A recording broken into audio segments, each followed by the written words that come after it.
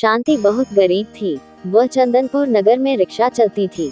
वह गर्भवती थी। 2 महीने पहले ही एक गाड़ी से टक्कर के कारण उसके पति हरिराम की मौत हो गई थी, जिसके बाद से घर की जिम्मेदारी शांति के ऊपर आ गई। उसके घर में उसके साथ सिर्फ उसकी सास बिमला ही रहती थी।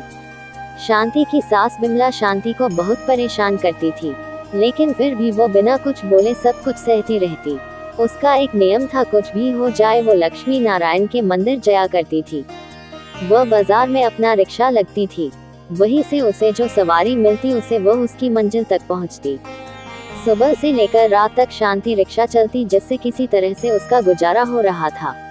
एक दिन रात को जब शांति घर लौटी तो शांति ने कहा, मैन जी ये लीजिए आज की कमाई, बस इतना ही, पूरे दिन भर की इतनी कमाई। हाँ मैन जी, आजकल लोग ऑटो में चढ़ना पसंद करते हैं, बहुत मुश्किल से कोई सवारी मिलती है तो मुझे बेवकूफ़ बनाती हो, पैसे बचाकर अपने और अपने बच्चों के लिए रखती हो और कहती हो कि इतनी कमाई हुई नहीं। मान जी जो भी मिलता है मैं आपको ला कर देती हूँ। दूसरे दिन जब शांति अपना रिक्शा लेकर जाती है तो उसे एक भी सवारी नहीं मिलती। शांति मैन सोचती है, अरे ये क्या, सुबह से शाम हो गई, आज कोई भी मेरे रिक्शे में नहीं चल रहा, आज घर पर खाना कैसे बनेगा, मेरे पेट में पाल रहे बच्चे का क्या होगा, उसे मैं कैसे भूखा रखूं, कुछ भी हो जाए एक सवारी तो कम से कम मिलने ही चाहिए। संगीत खान, मुझे अपने घर जाना तो है, चलिए ना मैं आपको छोड़ देती हूँ। नहीं मैं तुम्हारे हाथ रिक्शा से नहीं जाऊंगी, घर पहुँचने में आधा घंटा लग जाएगा, अभी ऑटो करूंगी और 2 मिनट में पहुँच जाऊंगी। शांति काफी दुखी हो जाती है और उसे एक भी सवारी नहीं मिलती और उसे खाली हाथ ही घर लौटना पड़ता है। अरे कलमुही, आज इतनी चुपचाप क्यों है, ला पैसे निकल। मैन जी आजकल कोई हाथ रिक्शे में चढ़ना नहीं चाहता, इसीलिए एक भी सवारी नहीं मिली। झूठ बोल रही है तो मुझसे सारे पैसे खुद बेकार लेना चाहती है, अभी मजा चाकती हूँ। बिमला एक डंडे से शांति को मरने लगती है। मैन जी मत मारिए मुझे, मैं बिल्कुल सच कह रही हूँ, अगर सवारी नहीं मिली तो मैं क्या कर सकती हूँ। संगीत प्रशंसा, संगीत अपने पति हरिराम को याद करके बहुत रोती थी, लेकिन उसके अनपढ़ सास उसकी बातें नहीं समझती थी और उसे पर जुल्म किया करती थी। इसी दिन की तरह हर दिन रो रो कर गुजरता था, लेकिन शांति को भगवान लक्ष्मी नारायण पर पूरा भरोसा था कि जल्दी उसके अच्छे दिन आएंगे। वो सुबह सवेरे लक्ष्मी नारायण के मंदिर जाती है। शांति मैन लक्ष्मी से कहती है, ही मैन लक्ष्मी, मेरा इस दुनिया में आप दोनों के सिवाय कोई नहीं है, आपको मेरे आने वाले बच्चे का ध्यान रखना होगा, मुझे जितना भी कष्ट हो मैं सहन कर लूंगी, पर मेरे इस बच्चे को कोई तकलीफ मत होने देना। मैन इसका ध्यान रखना, हमारी भक्त कितनी मुसीबत में है, मुझे इसके दुख को दूर करने के लिए धरती पर जाना होगा। भगवान आज उसने मुझे पहले पुकारा है, इसका दायित्व अब मेरा है, और फिर ये तो गर्भवती है इसलिए इसका विशेष ध्यान रखना पड़ेगा। इसके संतान के जन्म होते ही इसके सारे दुख दूर हो जाएंगे। आज शांति हमेशा की तरह परीक्षण लेकर काम पर निकल जाती है। बाजार जाकर आज वो चिल्ला चिल्ला कर सवारी को बुलाने लगी, ये जहाँ भी जाना है मैं आपको पहुँचा दूंगी, आपका सारा सामान उठा दूंगी, ये मेरे रिक्शा में लिए। तभी बाजार में एक औरत हाथ में एक थैला लिए हुए उसे नजर आती है, जो रिक्शा का इंतजार कर रही थी। शांति उसके पास जाकर उससे कहती है, लिए दीदी मैं आपको अपनी रिक्शा में बिठाकर ले चलती हूँ, आपको कहाँ जाना है। मुझे लक्ष्मी नारायण के मंदिर जाना है, लेकिन तुम तो गर्भवती हो, इस हालत में रिक्शा कैसे चला रही हो। मैं बहुत गरीब हूँ दीदी, अगर मेहनत नहीं करूँगी तो कमाऊंगी कैसे, और कमाऊंगी नहीं तो खाऊंगी क्या। अपने बच्चे को इस दुनिया में लाने के लिए तकलीफ तो उठा नहीं पड़ेगी, मैं उसे भूखा नहीं रख सकती। दीदी वह महिला शांति की रिक्शा में बैठ जाती है और रिक्शा चलते हुए शांति से बातें करती है। तुम धन्य हो, तुमसे मिलकर आज मुझे पता चला कि मैं कितने कष्ट उठाकर अपने बच्चे को संसार मिलती है, तुम्हारी तकलीफ देखकर मेरी आंखों में आंसू आ रहे हैं और तुम इतना मुश्किल काम आसानी से कर रही हो। गरीब होना दीदी इन सब की आदत हो गई है, बस मेरी तो यही अच्छा है कि लक्ष्मी नारायण की कृपा से मेरे बच्चे का नसीब बदल जाए, उसे मेरी तरफ परेशानियों में जीना ना पड़े। भगवान तुम्हारा भला करेंगे, तुम्हारे साथ कुछ भी बुरा नहीं होगा। लिए लक्ष्मी नारायण का मंदिर आ गया। शांति रिक्शा रोक देती है और वो महिला भी रिक्शा से नीचे उतर जाती है। बेटी मेरे पास पैसे तो नहीं है, लेकिन तुम मेरा ये थैला रख लो, घर जाकर इसे देखना, इसे तुम्हारी तकलीफ जरूर दूर होगी।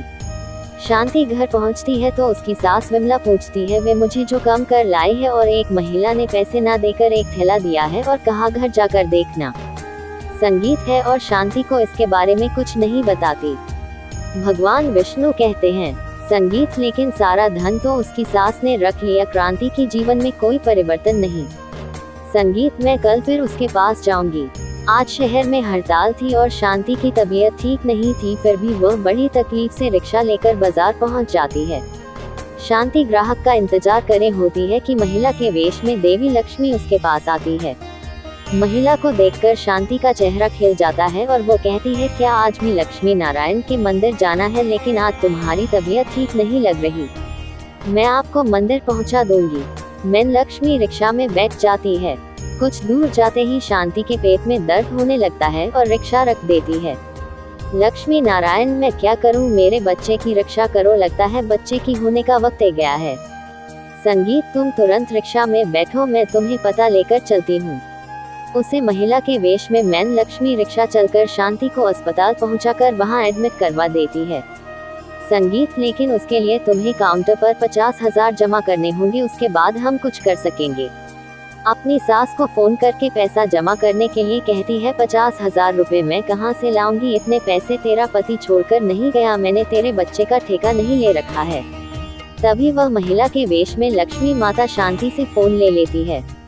कल शांति से आपने जो ठेला लिया था उसमें सोने की गहने हैं, उसे बेचकर पैसे ले लिए। आज शांति को पैसे की बहुत जरूरत है।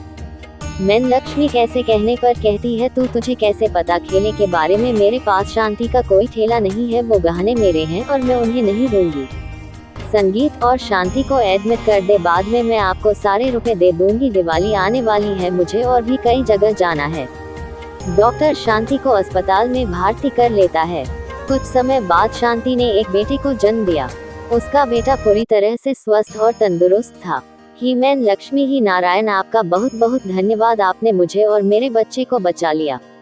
दीदी, न जाने आप कहाँ चली गई, पता नहीं मैं आपका ऋण कैसे चुका पाऊंगी। अब मुझे अपने बच्चे को लेकर मंदिर जाना होगा। आज दिवाली का दिन था।